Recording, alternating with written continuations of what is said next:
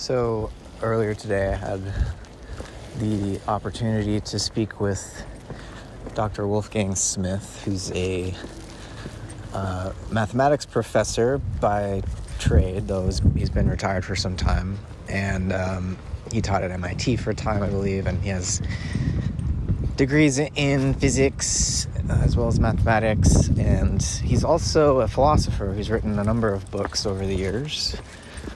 Most recently, he has this thin but dense text called Physics, A Science in Search of an Ontology, and he's trying to show how a Platonic conception of reality can shed some light on quantum theory. So we talked about that, and I just wanted to talk to you a bit about this sort of tension that I feel between what we could call a perennialist view, though Wolfgang clarified that he's not a perennialist.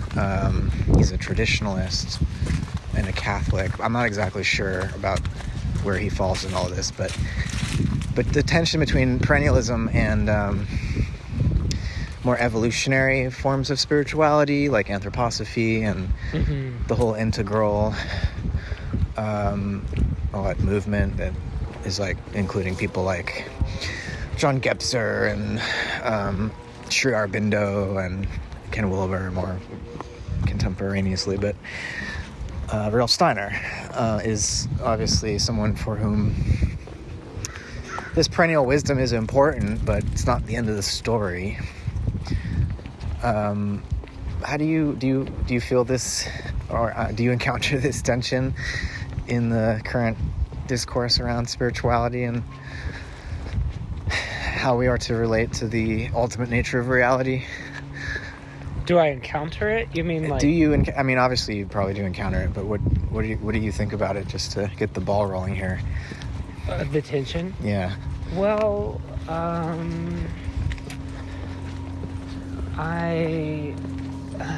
what do I think about the tension? Well, I guess it's just hard for people to imagine, so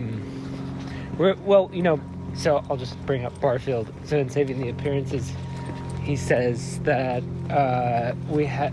there's the tendency, a kind of unexamined assumption that the way our psychology is now is the way it's always been, and that there's just been, and this is a kind of like scientific narrative, that there's just been, that subtraction story. We've gone beyond the myths and we know better now. And that's sort of the common sense understanding, even among, I think, some people who are spiritual. And then there's also that narrative of the fall, which is a similar kind of characterization of psychology, even though there's, I guess, maybe more of a change there. But and that there's like a falling away. But it's a bit more, I think, difficult to comprehend the evolutionary perspective because you have to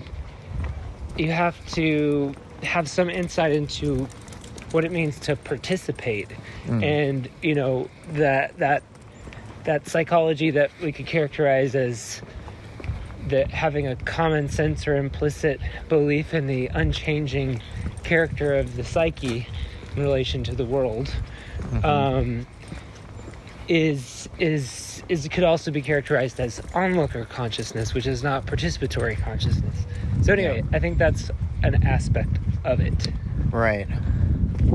Yeah, I mean, so Wolfgang was talking about the Vedic tradition and Advaita Vedanta, which is this non-dualist orientation that looks upon the physical world and time, history, as a kind of Maya or illusion, and that the goal of a spiritual life is to wake up from the dream and to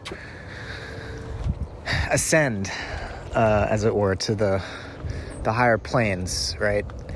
He was articulating this three level cosmology that he attributes to Plato, but ultimately he thinks Plato is inheriting it from the Vedas.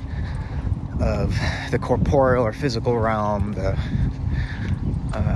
intermediary realm, which we could call the astral, and the causal plane, or the spiritual, which he referred to as the aveternal.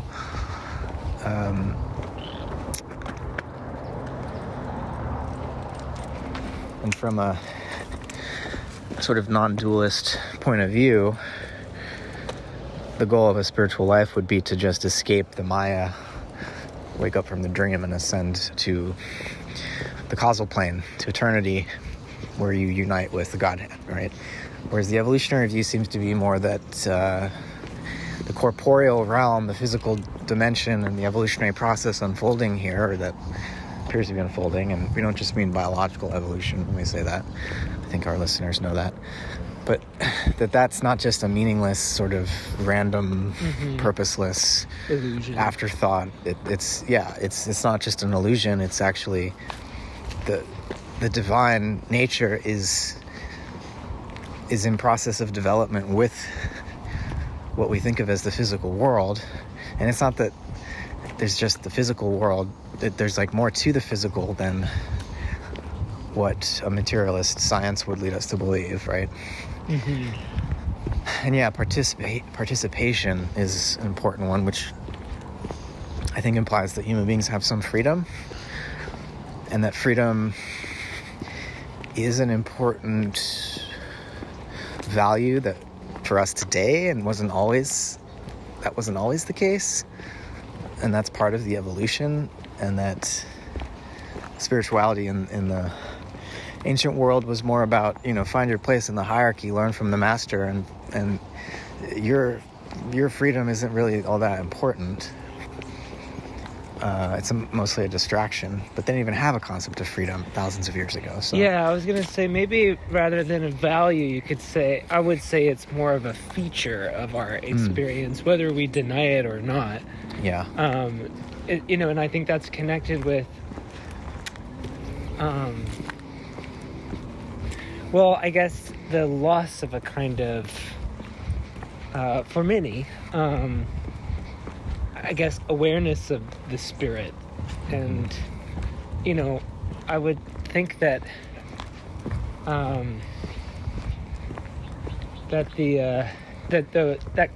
that dismissal of the world of appearance as just being Maya is, I guess, partially a recognition of the falling away from the spirit. But I guess, the way that you're characterizing his perspective is as if that's just how things are eternally.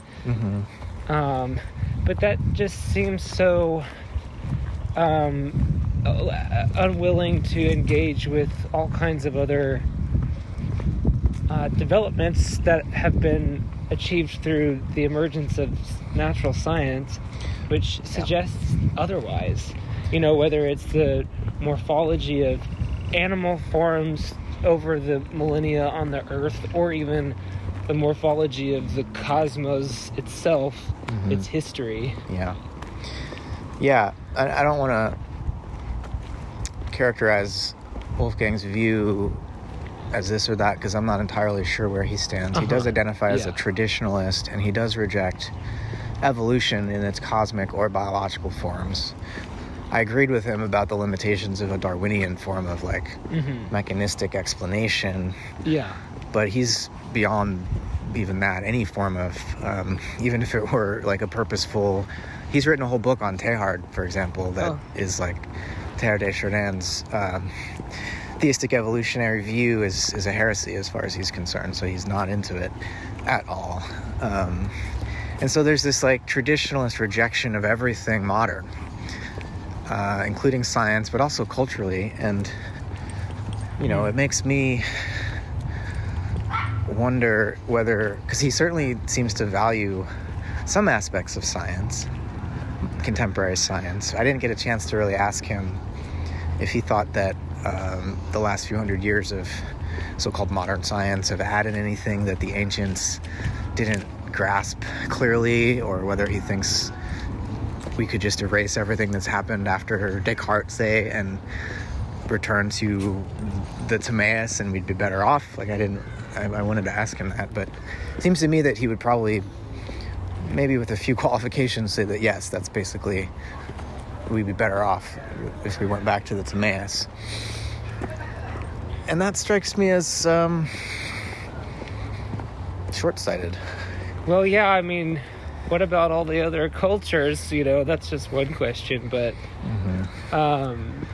but also a question that arises is like, well, how did the Vedanta philosophy even arise in the first place? Like, there's just this kind of opaque history around, you know, like, I would imagine that, you know, you said that he thought Plato was inheriting that, but did he think Plato inherited it completely, as a sort of identical expression? Probably not, right? Right. Or maybe that's what he thought. I don't know. And I mean, the Pythagoreans were a feature here also. Pythagoras maybe had traveled to India and... But I guess what I'm saying is that there's not any kind of historicity. It seems like... Yeah, history just is a distraction from the eternal, the revelation of the eternal. And I guess, the question is like, how did that come about? Wasn't that a historical development? And how did the first humans come about? Yeah, I mean, these are big questions for anyone, right? But I feel like there's a lack of even interest in them. Yeah, that's why they're coming, because it's from the way that you've presented the perspective, it seems like the questions are just turn around. Yeah. Dismissed or there's just like a kind of hazy cloud. Well, there's the beginning of things. There's a sense in which the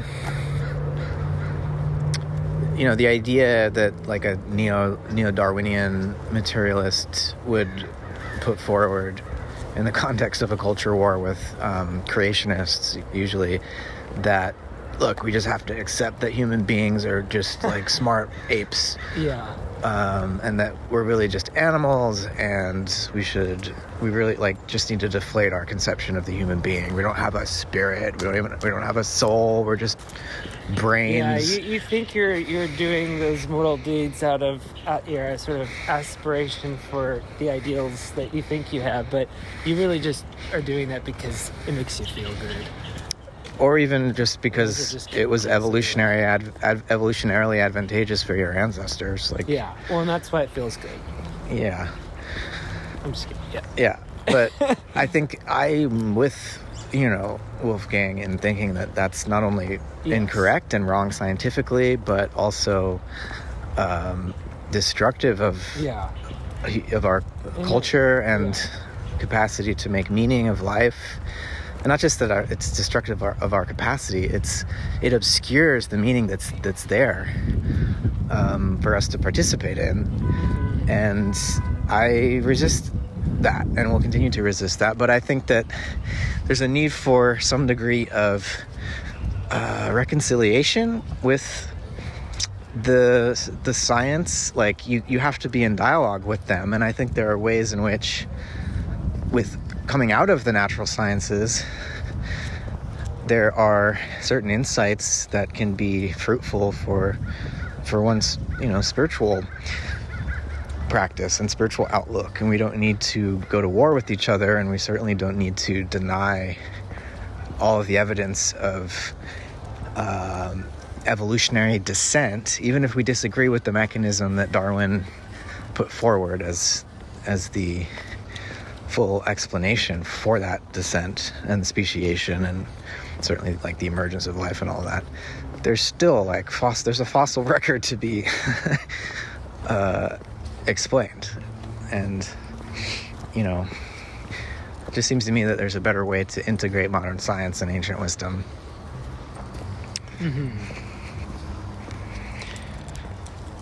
Because this is where Steiner and anthroposophy, I think, are so valuable, because they allow us to enter into some kind of reconciliation with contemporary life, with modernity. Yeah. And not just, despite the way that some anthroposophists reject technology and do have a more kind of traditionalist attitude. Yeah. I think there's clearly this impetus in Steiner to say, don't turn away from these changes brought about by modern science and by the modern world, but spiritualize them. Right? Yeah. Well, and recognize that their emergence is part of the evolution of consciousness, because he characterized this emergence of the materialistic science as a kind of correlative to a certain, I guess, actualization of the human constitution, emerging in time. There's like this capacity now to entrain on the material world that wasn't possible before, and to put the laws of nature, at least as they've been abstracted from the Earth context, to work for us in the form of technology. Of course, there were forms of technology in the past, but nothing like what we have around us, that and that has completely changed our lives in ways that I don't think allow for us to go back to anything like what is being professed, and maybe even sort of distort our imagination of what that was back then, if that makes sense. Yeah. I feel like most traditionalisms or whatever today are mostly anachronistic. There has to be some kind of coming to grips with what is today, as well as a recuperation of certain wise ways of living. Yeah, I mean, I think we both want to challenge out of freedom. The idea. It's Charles Taylor, right, who refers to the subtraction thesis of what secularity is. Yeah. That it's just the removal of myth and superstition and religion to lay bare this more objective scientific view of reality. Yeah. That's not at all what modernity has been about. We're just as mythically entranced and enchanted, but just with different things than prior societies were. And so I think there's a critique of modernity that I would, share with, to some extent, with a more traditionalist point of view. But there's just, you can criticize while also, seeking conciliation. And I don't see any evidence of that in most of the traditionalists I've read and encountered. And again, I'm not meaning to say this specifically about Wolfgang. I only had 90 minutes with him, and I haven't read all of his books, but and it's not just incorporating some of the insights of contemporary science, but I do think also about the political questions. And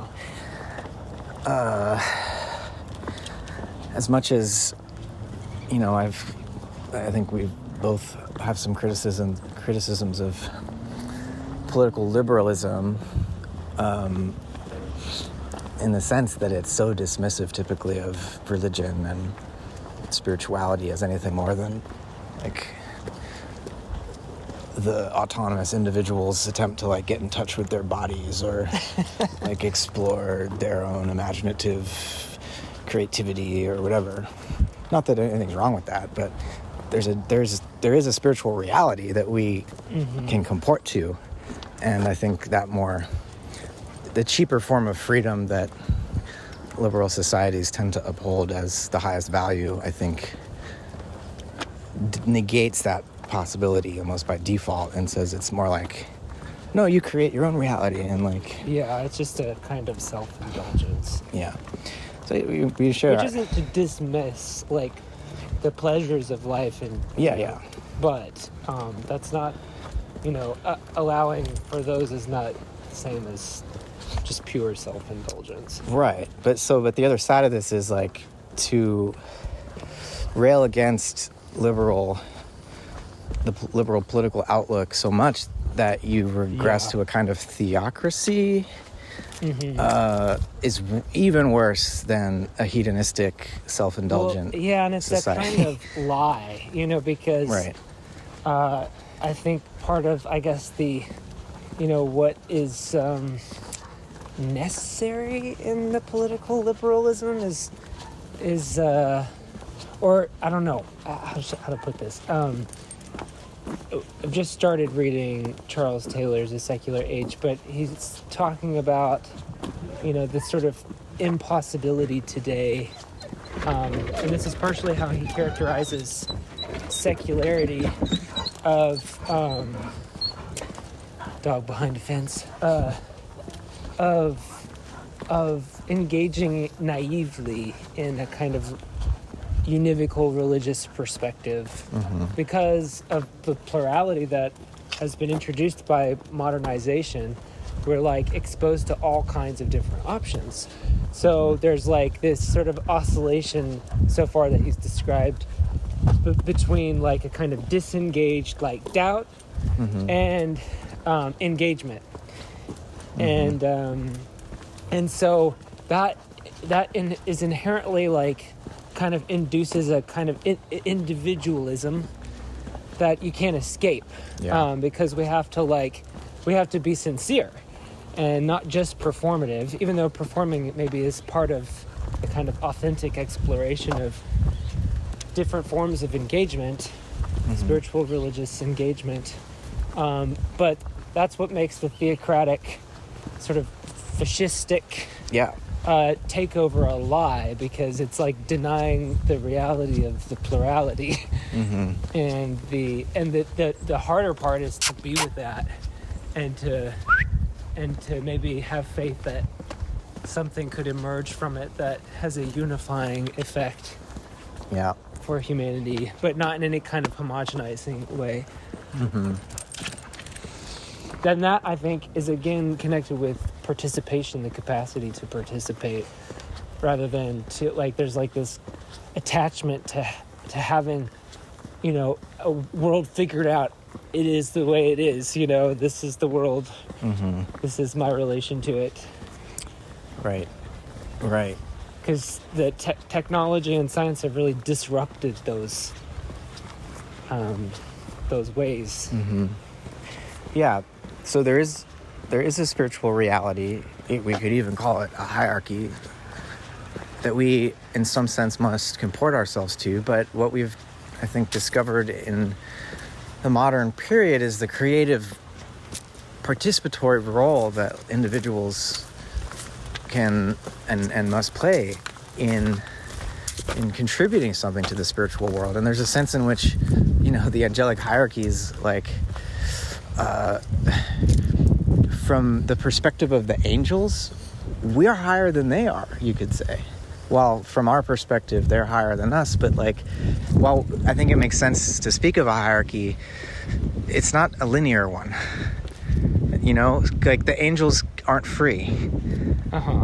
And so even while from our perspective, we need to learn from them in some sense, in another sense, they're trying to learn from us through our incarnation in physical bodies, and we learn things that we can only learn in that context. Yeah, it's making me think of this phrase. I don't know which lecture cycle Steiner says this in, but it's just like so evocative. He says that humanity is the religion of the gods. Yeah. And I just think that's so beautiful, because it shows how much like the human experiment, as Rick often will phrase it that way, is like, is so important to the whole. And this is what the traditionalist, I guess, or perennialist sort of static idea misses out on, is that like the human experiment is like an essential site of focus for the whole cosmogenetic, spiritual cosmogenetic process. Mm-hmm. Right. Or a site of interest, or I don't know if that's the best way to put it, but you know what I mean. Mm-hmm. So it may be too spatialized. Such is life as an incarnate being. For now.